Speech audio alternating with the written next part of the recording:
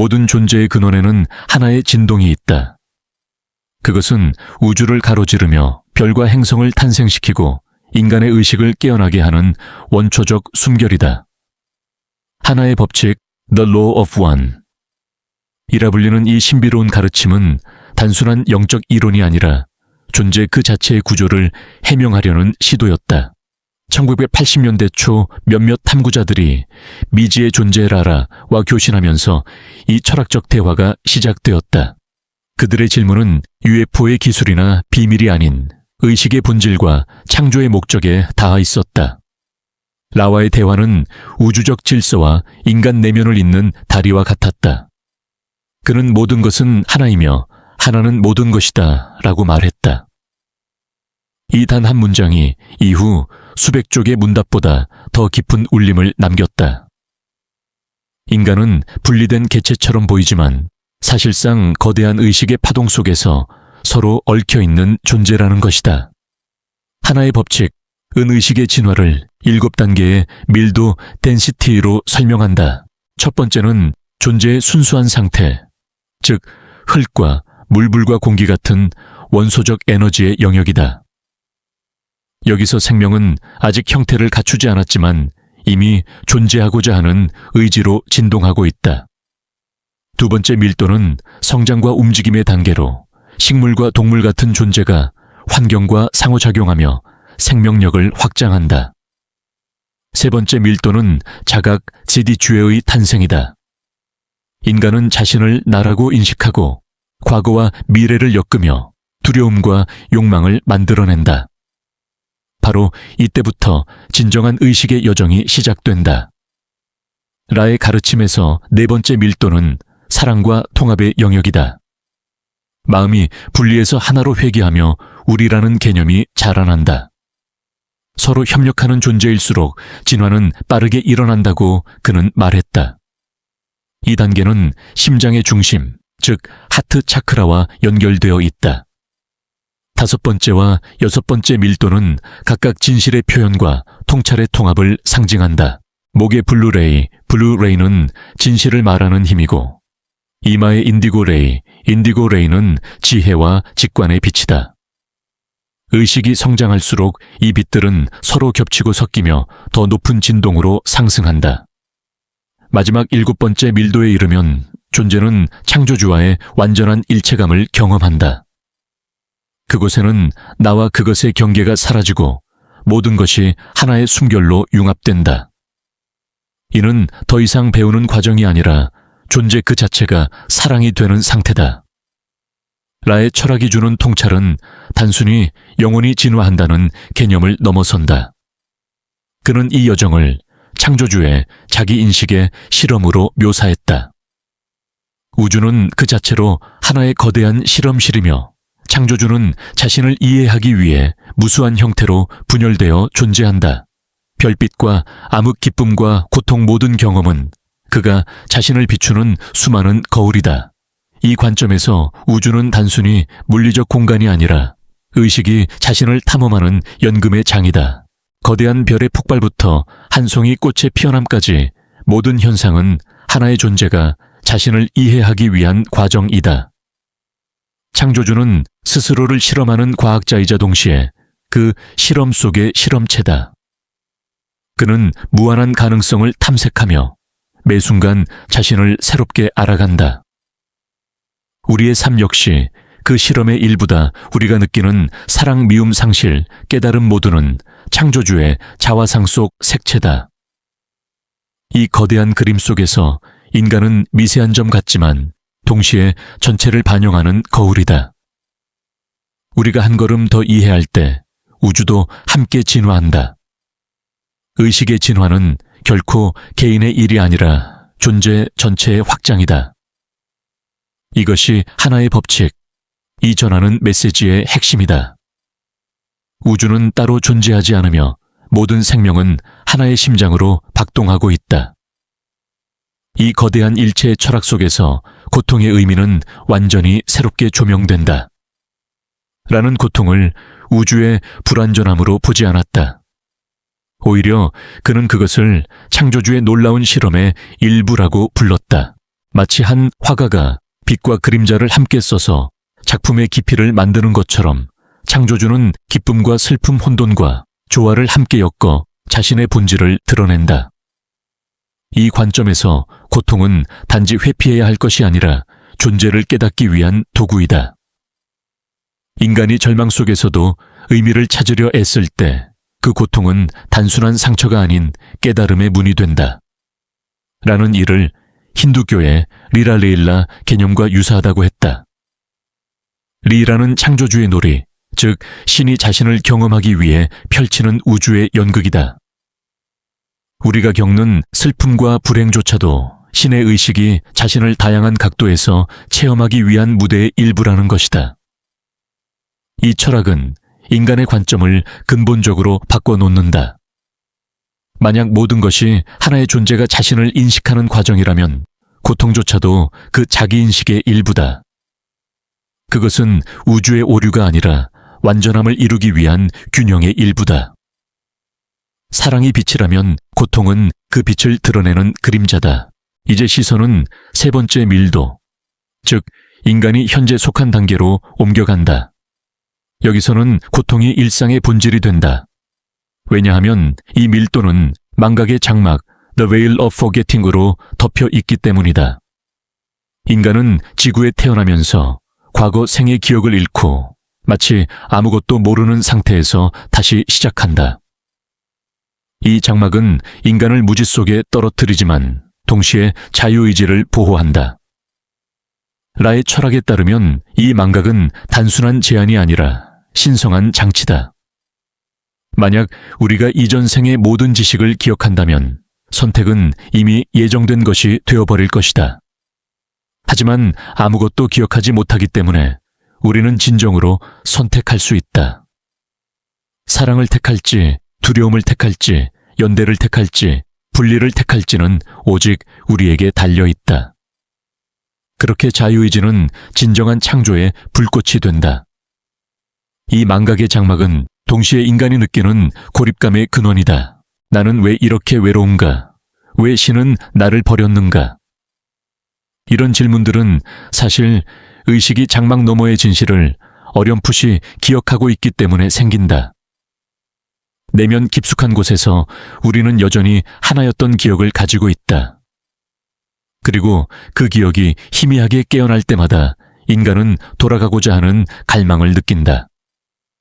그러나 이 갈망이 바로 진화의 불씨다. 고통과 혼란 속에서 인간은 스스로 묻는다. 나는 누구인가? 왜 여기 있는가? 내가 겪는 일에는 어떤 의미가 있는가? 이 질문들이 영혼을 성장시킨다. 그러므로 고통은 단지 시련이 아니라 존재가 자신을 깨닫기 위한 신성한 장치다. 라의 가르침은 인간이 이 밀도 속에서 어떻게 성장할 수 있는지도 구체적으로 제시한다. 그는 이를 에너지의 균형이라 불렀다. 인간의 몸에는 7개의 주요 에너지 중심, 즉 차크라가 존재한다. 이들은 단순히 신비한 개념이 아니라 의식의 각 단계와 직접적으로 연결되어 있다. 뿌리 차크라는 생존과 본능 두려움과 안정의 문제를 다룬다. 이곳이 불안정하면 삶은 늘 불안과 결핍으로 흔들린다. 그 위에 성적 차크라는 창조성과 감정의 에너지로 억압되면 관계는 왜곡되고 욕망은 고통으로 변한다. 태양신경총 차크라는 개인의 의지와 자존감을 주관하며 이곳의 불균형은 권력욕이나 무기력으로 드러난다. 하트 차크라는 사랑과 용서의 중심이다. 이곳이 닫히면 인간은 세상과 자신을 분리된 존재로 느끼고 자신조차 사랑하지 못한다. 목 차크라는 진실을 표현하는 통로로 거짓과 억압이 쌓이면 말은 왜곡되고 진정한 소통은 사라진다. 이마에 제3의 눈 차크라는 통찰력과 직관의 자리다. 마음이 혼란스러울 때 이 빛은 흐려지고 길을 잃는다. 마지막으로 정수리의 크라운 차크라는 신성과 연결된 문이다. 이곳이 열릴 때 인간은 더 이상 자신을 개별적 존재로 보지 않는다. 라의 철학은 이 7 에너지의 균형을 영적 균형, 스피리추얼 밸런싱이라 불렀다. 그것은 단순한 명상이 아니라 자신 안의 불균형을 사랑과 자각으로 통합하는 과정이다. 두려움이 올라올 때, 도망치지 않고 바라보는 것, 분노가 생길 때, 그것을 미워하지 않고 껴안는 것, 그것이 곧 성장이다. 이렇게 에너지의 조화가 이루어질 때 인간은 더 높은 밀도의 진동을 감당할 수 있게 된다. 이는 단지 영적인 이론이 아니라 실제 신경계의 변화로 이어진다. 라는 이를 쿤달리니 각성 쿤달리니 어웨이커닝이라 불렀다. 이 현상은 척추 기저부에 잠들어 있던 에너지가 깨어나 머리 위로 상승하는 과정이다. 쿤달리니는 단순한 에너지가 아니다. 그것은 의식 그 자체의 불꽃이다. 깨어난 에너지는 하단의 차크라를 통과하며 하나씩 정화하고 마침내 두개골 꼭대기에서 빛으로 폭발한다. 하지만 이 과정은 준비되지 않은 사람에게는 혼란을 일으킬 수도 있다. 왜냐하면 이 에너지는 우리의 신경체계를 근본적으로 재구성하기 때문이다. 그래서라는 영적 준비 없는 각성은 강물 위의 불안정한 배와 같다고 경고했다. 명상과 자기 성찰은 이 에너지를 부드럽게 받아들이기 위한 도구다. 그는 인간이 신체적 정신적으로 조화로워질 때에만 이 거대한 힘을 온전히 다룰 수 있다고 했다. 쿤달리니의 상승은 단순히 개인의 변화가 아니라 우주적 의식으로의 귀환이다. 그것은 인간이라는 작디작은 존재가 자신 속의 무한함을 깨닫는 순간이다. 에너지가 머리 위로 오를 때 그 사람은 더 이상 나라는 경계를 느끼지 않는다. 그는 우주의 맥박과 하나가 되어 호흡한다. 쿤달리니의 각성은 단지 개인의 내면적 체험에 머물지 않는다. 그것은 우주가 스스로를 인식하는 방식이며 인간이라는 통로를 통해 창조주가 자신을 바라보는 행위다. 라는 이를 의식의 나선형 상승이라 불렀다. 그 상승은 직선이 아니라 나선처럼 회전하며 반복된다. 우리는 한 번의 깨달음으로 끝나지 않는다. 각성은 다시 내려가고 다시 올라가며 매번 더 깊은 이해와 더 넓은 사랑을 품게 된다. 이러한 순환은 마치 우주의 호흡과도 같다. 들숨에는 자기 인식이 있고 날숨에는 확장이 있다. 인간은 숨 쉴 때마다 자신 안의 우주를 경험하며 그 안에서 존재의 리듬을 배운다. 라의 철학은 이 호흡의 리듬 속에서 동시성 싱크로니시티의 개념을 제시한다. 그것은 단순한 우연이 아니라 우주의 조화가 우리에게 말을 거는 방식이다. 우리가 같은 숫자를 반복해서 보고 예기치 않은 만남을 통해 삶의 방향을 깨닫는 순간들. 이런 사건들은 단순히 운이 좋거나 나쁜 일이 아니라 의식의 연결이 외부 현실로 드러나는 현상이다. 라는 말한다. 모든 사건은 우연이 아니라 창조주의 의식이 자신을 상기시키는 신호다. 이 동시성은 우리가 진정 깨어있을 때만 볼 수 있다. 분주한 일상 속에서 우리는 그것을 놓치기 쉽지만 마음이 고요할 때 우주는 자신의 언어로 속삭인다. 지금 이 길이 맞다. 이 만남은 의미가 있다. 그런 직관적 확신은 논리보다 더 깊은 진실의 울림이다. 라의 가르침에서 진실은 고정된 개념이 아니다. 그는 인간의 진리를 한정된 이해 속에서 계속 확장되는 파동으로 묘사했다. 즉, 오늘의 진실이 내일에는 더 큰 진실의 일부가 될 수 있다는 뜻이다. 인간은 종종 자신이 알고 있는 세계관에 갇혀버린다. 그러나 진정한 영성은 확신이 아니라 겸손에서 시작된다. 라의 메시지는 이렇게 말한다. 진리는 절대가 아니다. 그것은 네가 성장하는 만큼 변화한다. 인간의 이해는 끊임없이 수정되고 확장되어야 한다. 우리가 어떤 교리에 매달리거나 자신이 깨달음을 얻었다고 확신하는 순간 성장은 멈춘다. 진리는 결코 완성되지 않는다. 그것은 살아있는 의식처럼 진화하며 우리를 끊임없이 부른다. 하나의 법칙, 은인간이 이 진리의 여정에서 선택을 통해 자신을 정의한다고 본다. 모든 선택은 에너지의 방향성을 결정한다. 사랑을 택하면 긍정적 극성, positive polarization. 이 강화되고 두려움을 택하면 부정적 극성, negative polarization. 이 강화된다.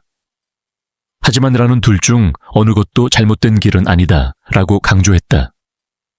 왜냐하면 결국 모든 극성은 다시 하나로 합쳐지기 때문이다. 즉, 악마저도 창조주의 자기인식의 일부다. 그 어둠은 빛이 스스로를 더 깊이 이해하기 위한 반대편 거울이다. 어둠이 존재하기에 빛은 자신을 인식할 수 있다. 선과 악, 사랑과 공포는 서로를 정의하는 쌍둥이이며 결국 같은 근원에서 흘러나온다. 이 철학적 통찰은 인간의 도덕 개념을 넘어선다. 그것은 절대적인 옳고 그름이 아니라 진화의 두 가지 방향을 제시한다. 사랑과 봉사의 길을 택하면 영혼은 조화롭게 상승하고 자기 중심의 길을 택하면 결국 그 극단에서 무너지고 다시 빛으로 돌아온다. 라는 이를 영혼의 자기 교정 과정이라고 불렀다. 여기서 카르마 칼마의 개념이 등장한다. 카르마는 벌이 아니라 우주의 균형을 회복하는 자연적 장치다. 인간이 만든 행위의 에너지는 반드시 순환하며 그 파동은 결국 자신에게 되돌아온다. 하지만 그것은 심판이 아니라 학습이다. 마치 실수를 통해 배우는 것처럼 영혼은 카르마를 통해 자신이 보낸 진동의 의미를 이해한다. 라의 관점에서 우주는 완벽한 피드백 시스템이다. 우리가 타인에게 준 고통은 언젠가 우리 자신을 통해 체험된다. 그것이 복수의 논리가 아니라 이해의 논리다. 창조주는 자신을 통해 자신을 가르친다. 그래서 카르마는 징벌이 아니라 사랑의 교육이다. 이 개념을 들으면 어떤 이들은 운명론적으로 느낄 수 있다. 하지만 라의 메시지는 오히려 그 반대다.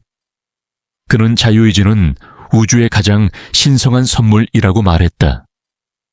자유의지가 없었다면 카르마는 의미를 잃는다.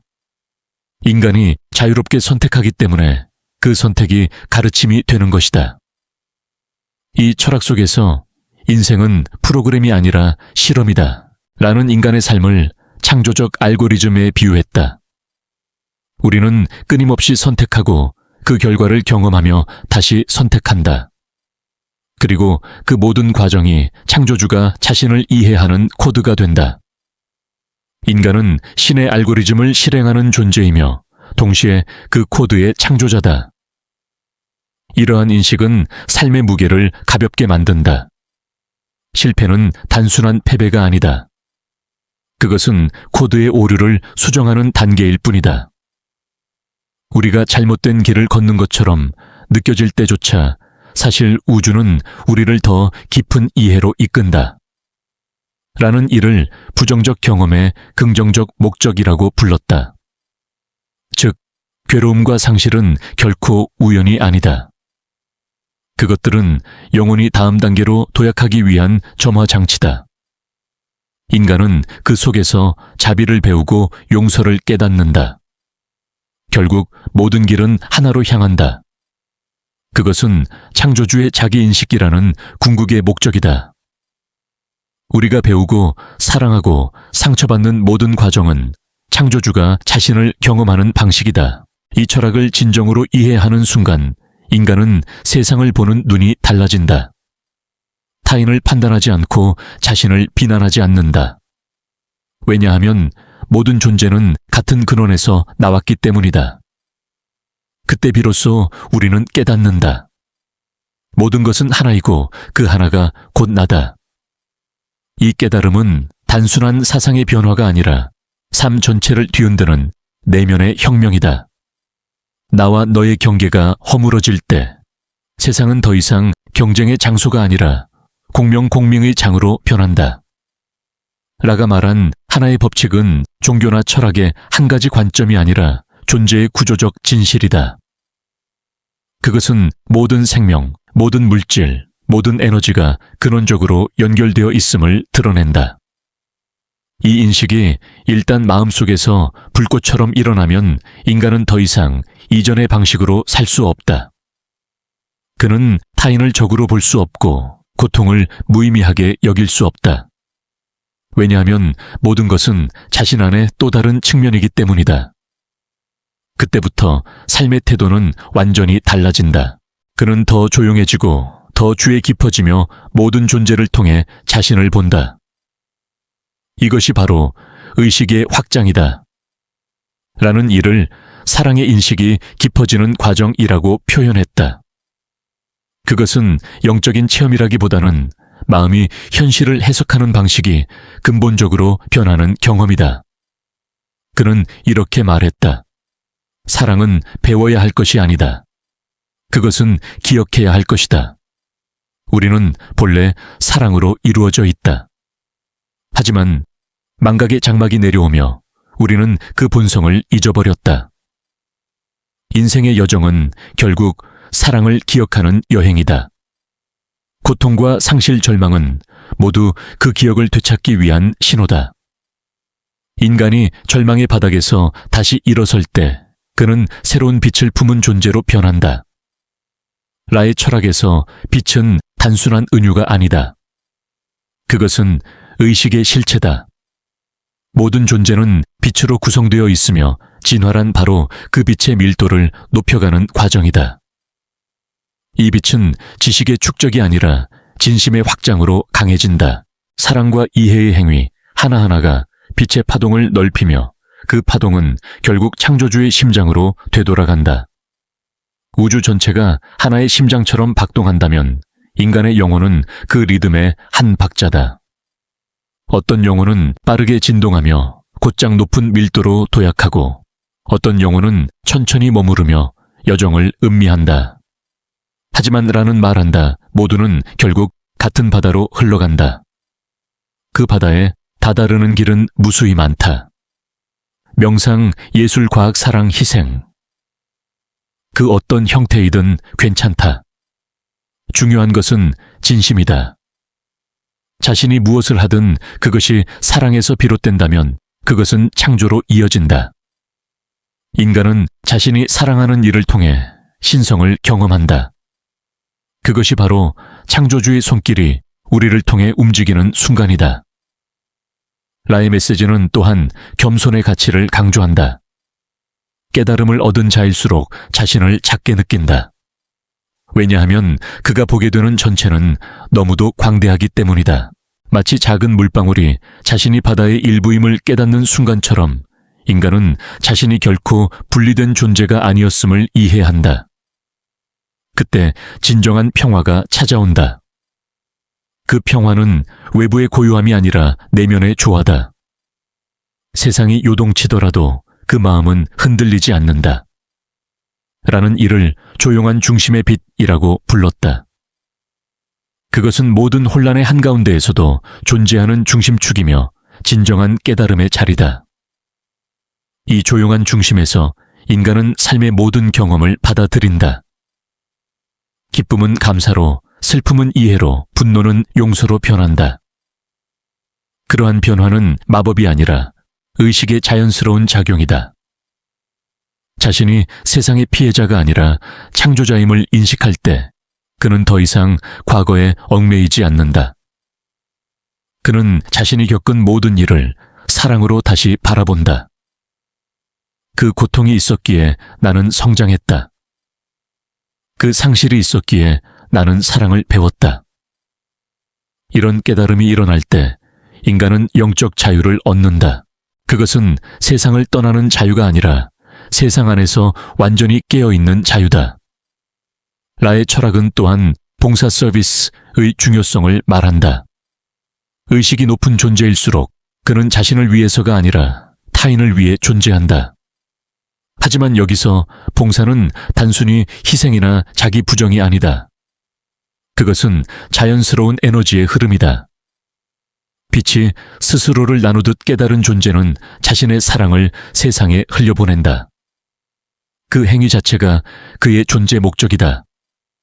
그는 자신이 돕는 대상과 구분되지 않는다. 누군가를 치유할 때 그는 동시에 자신을 치유한다. 누군가를 용서할 때 그는 자신의 상처를 치유한다. 이런 순환 속에서 사랑은 점점 더 강해지고 의식은 더욱 맑아진다. 라의 가르침은 이렇게 결론 짓는다. 하나는 모든 것이며 모든 것은 하나다. 모든 사랑은 결국 자기 자신에게로 돌아온다.